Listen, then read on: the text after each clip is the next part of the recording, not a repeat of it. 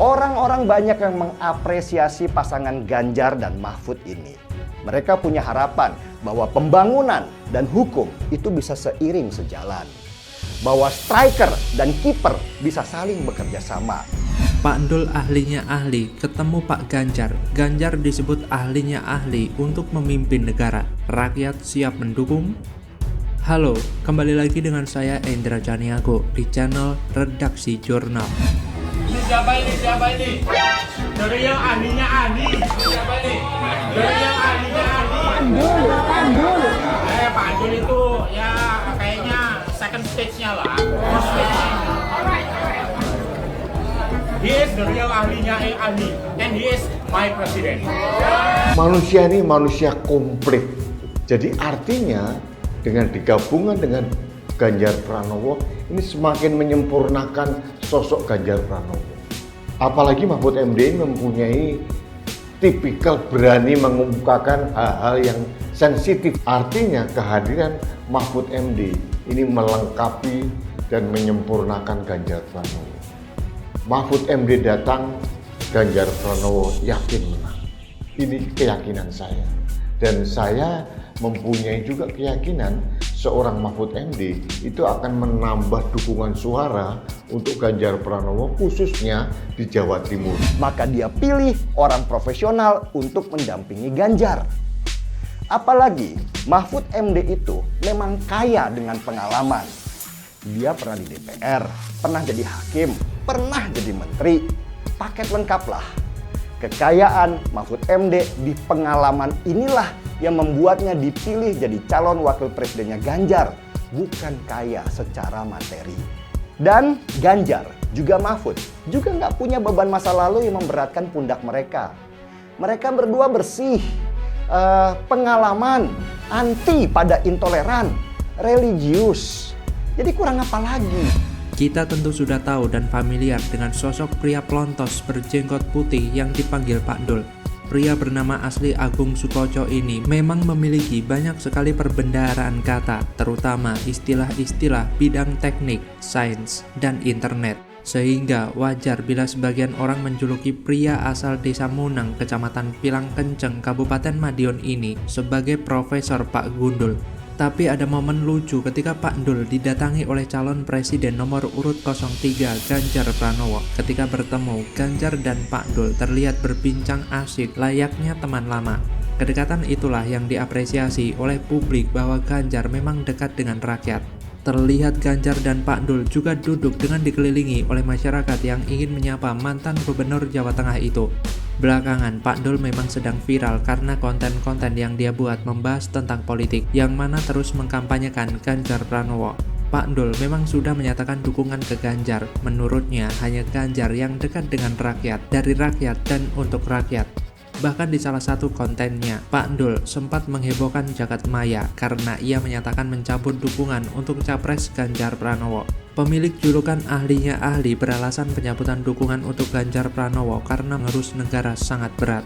Mencabut dukungan dari Ganjar di sini bukanlah beralih dukungan mendukung ke capres lain, tapi Pak Dul justru mengalihkan dukungan ke pasangan Ganjar Mahfud, yaitu pasangan capres-cawapres nomor 3. Benar apa kata Pak Dul, Ganjar memang tidak akan mampu mengurus negara sendirian, maka dari itu harus didampingi oleh seorang wakil, yaitu Mahfud MD. Memang pasangan yang tepat sebagai pemimpin 2024 itu adalah Ganjar Pranowo dan Mahfud MD. Kenapa tidak yang satunya? Karena tidak bisa kerja. Dilihat dari rekam jejak keduanya yang jauh dari keberhasilan dan justru gagal. Bahkan keduanya juga bermasalah karena sempat menjadi pasien KPK dan memiliki beban masa lalu yang belum beres. Kita tidak mau keluar dari mulut buaya masuk lagi ke mulut buaya lain, maka pilihannya yang pasti hanya Ganjar dan Mahfud. Keduanya punya rekam jejak yang tidak lagi diragukan dalam penegakan hukum, pembentukan regulasi, hingga membuat program yang keberhasilannya bisa dilihat sendiri dari Jawa Tengah. Di saat politik dinasti melenggang bebas dengan terindikasi adanya nepotisme, Ganjar dan Mahfud tidak akan membiarkan hal itu terjadi karena keduanya memiliki hal utama untuk menghabisi barisan koruptor, siapapun mereka yang masih meneruskan budaya setor-menyetor, jual beli jabatan, menerapkan pemberian hadiah yang berpotensi gratifikasi, hukuman berat siap menanti. Pemberantasan korupsi memang menjadi awal pijakan untuk melancarkan segala langkah menuju Indonesia Emas. Berbagai upaya sudah coba direalisasikan keduanya. Mahfud dalam pemerintahan, Ganjar saat menjadi gubernur 10 tahun dengan tagline tetapnya, "Boten korupsi, boten ngapusi, sekali tidak ya tidak." Semua dimantapkan dalam niat awalnya saat terjun di dunia pemerintahan. Sekarang ini keduanya sudah membuat beberapa program terobosan sebagai penangkal tindakan haram yang mendarah daging di tanah air. Sikap tegas dan konsisten menjadi langkah utama untuk mengawalinya. Harus dimulai dari diri sendiri. Keduanya menjadi pelopor yang siap memberikan contoh agar anti korupsi berkumandang di seantero negeri. Untuk itu, penting menggandeng semua elemen untuk mempercepat pergerakan demi menghilangkan tindakan yang membuat jengkel itu, mulai dari lembaganya, memperbaiki regulasi dan para pelakunya, termasuk pemimpinnya yang berperan besar sebagai eksekutor. Saat ini di mata saya hanya keduanya yang bisa dititipi pesan dan kepercayaan agar tidak mempermainkan hukum demi mencapai keadilan bagi rakyat Indonesia dan menindak tegas Dimasukkan ke pasar, Atikoh bikin masyarakat dan pedagang full senyum. Pedagang teriak, "Atikoh wae ibu negarane, beri solusi, bukan kayak kubu sebelah yang cuma planga-plongo."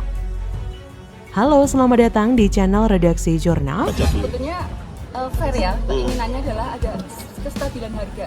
Karena kalau harganya rendah atau tinggi itu juga akan mempersulit mereka untuk margin ini harga jualnya, sehingga berapa keuntungan yang mereka dapat itu agak sulit untuk diperkirakan. Komitmen Pak Ganjar sendiri untuk mensejahterakan pedagang menjaga kestabilan itu, Pak? Nanti untuk distribusi ya.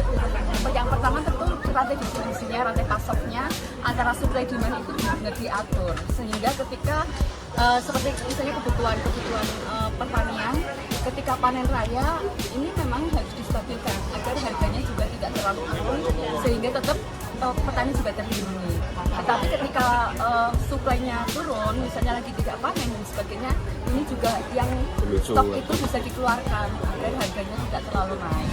Dia berkampanye sendirian dengan penuh keberanian. Tubuhnya kecil mungil, tapi keberanian yang besar terpancar dalam senyumannya yang tanpa ragu. Mbak Siti Atikoh memang perempuan yang luar biasa. Dia berani jalan sendiri, berkeliling sendiri, menyapa masyarakat sendirian. Istri Capres nomor urut 3, Ganjar Pranowo, yang juga diusung oleh Partai Perindo, Siti Atikoh Supriyanti, mengatakan masyarakat dan pedagang sama-sama membutuhkan stabilisasi harga bahan kebutuhan pokok. Hal itu disampaikan Atikoh setelah belusukan ke pasar-pasar tradisional di berbagai daerah di Indonesia, serta berdialog dengan masyarakat dan juga pedagang. Atikoh menilai masyarakat dan pedagang sama-sama mengeluhkan harga bahan pokok seperti gula, beras, dan cabai yang melonjak dalam beberapa bulan terakhir. Maka dari itu, menurut Atikoh, hal yang adil bagi penjual dan pembeli adalah harga yang stabil. Penjual tidak pusing menentukan harga jual dan pembeli juga bisa tenang menghitung kemampuan belanjanya. Dalam kesempatan itu, Atikoh juga mendapatkan keluhan dari pedagang usaha mikro, kecil, dan menengah UMKM di Tegal, Jawa Tengah. Salah seorang pedagang cemilan tradisional rambut nenek mengeluhkan harga gula yang melambung dari Rp12.000 per kilogram menjadi Rp18.000 per kilogram. Ia menuturkan sebenarnya masyarakat dan pedagang sama-sama tidak menuntut harga bahan pokok yang murah, melainkan yang terjangkau dan stabil. Diakui harga bahan pangan kalau murah, maka akan merugikan para petani juga pedagang karena margin keuntungan tipis. Begitu pula jika harga pangan terlalu mahal, daya beli masyarakat berkurang dan pedagang pun tidak bisa mengambil keuntungan. Jadi masyarakat dan pedagang itu yang dibutuhkan bukan harga murahnya, tapi adalah affordable, maksudnya yang terjangkau dan stabil.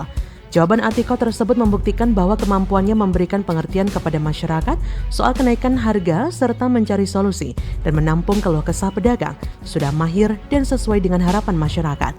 Masyarakat bisa lega mengeluarkan keluh kesahnya kepada Atikoh karena Atikoh memberikan perhatian dan menampung semua alasan warga. Jangan seperti Gibran, ditanya solusi bagaimana mengatasi kenaikan harga, malah dijawab event tahunan. Kan gak masuk akal. Agak memprihatinkan sih, ditanya apa jawabnya seadanya. Jawabannya ibarat robot yang sudah diprogram sejak awal. Siapapun juga tahu harga kebutuhan pokok atau barang apapun cenderung naik di musim-musim tertentu. Yang ditanya adalah bagaimana caranya bisa menstabilkan harga meskipun ada hari-hari besar. Tapi ya memang begitulah kemampuan Gibran yang terlihat saat ini. Saya yakin jawaban seperti ini pun akan mendapatkan applause dan standing ovation dari para penggemarnya. Jawaban yang artinya Gibran tidak tahu harus jawab apa, sehingga muter-muter dan menjawab ke arah lain. Mungkin kita tidak boleh menyalahkan Gibran yang menjawab seperti itu. Harusnya salahkan saja emak-emak yang bertanya. Kenapa dia bertanya sesuatu yang sulit dijawab Gibran? Harusnya kasih pertanyaan yang simpel saja, misal 1 tambah 1 berapa? Kalau bertanya sesuatu yang mumet jelimet, ya jawabannya akan membagongkan. Mungkin sebagian ada yang prihatin bahkan sedih melihat masa depan Indonesia kalau wakil presidennya seperti ini. Kalau belum siap, alangkah baiknya mulai dari bawah. Jangan terlalu bernafsu lompat pagar yang tinggi tapi tidak sanggup dilompati. Tapi dibantu dengan alat-alat dan orang-orang lain supaya pagar itu bisa terlewati. Kalau memang tidak mampu mau di make up seperti apapun, tetap kapasitasnya begitu-begitu saja loh. Kita tidak butuh pemimpin seperti Gibran. Gibran tidak memiliki kemampuan dalam bidang memimpin negara. Mungkin kalau Gibran disandingkan dengan Atiko, Gibran akan dibuat malu. Atiko merupakan wanita yang tak kenal lelah dan senantiasa berjuang serta berlari menuju esok yang lebih cerah bersama rakyatnya. Perjuangan Atiko untuk barisan perempuan di Indonesia akan terus ia galakan demi tercapainya keadilan serta kesetaraan gender. Selaras dengan Ganjar yang selalu melibatkan peran perempuan baik dalam pemerintahan ataupun proses politik. Bagaimana menurut Anda?